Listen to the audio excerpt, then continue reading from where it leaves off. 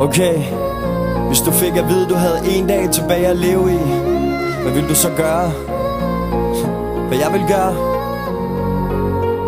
Jeg tror, jeg vil hæve lidt penge på min firmakonto, løb ned og shop den bil, jeg altid har tænkt på. Vink, når jeg så min nabo. Hallo, jo, bilen er ny og 24 tommer alu. Jeg vil have den pige, jeg elsker ved min side, køre ud mod vandet og ikke til noget forgivet. Jeg vil ringe til gamle venner og kærester og fortælle dem, at de har gjort mig til den jeg er.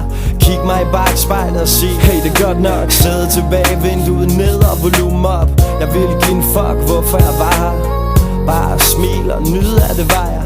Jeg ville samle mine venner og familie op og køre videre ud mod vandet i en samlet flok. Så vil jeg tænke på, om jeg har givet nok igen til dem, der har givet mig så meget af dem.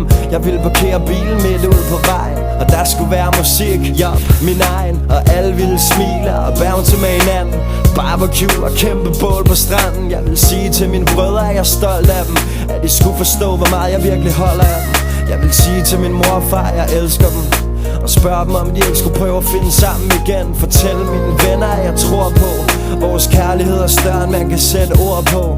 Og jeg vil finde min kvinde og sige til hende, at jeg havde lyst til at leve videre i hende. Og solen ville gå ned over vandet, mens jeg røg en sidste Blå Kings, drak et sidste glas rødvin, vind i håret, rockstar briller på. 23 år, vi ses mit Dannebro.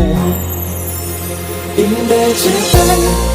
Lev mens du gør det, elsk mens du tager det.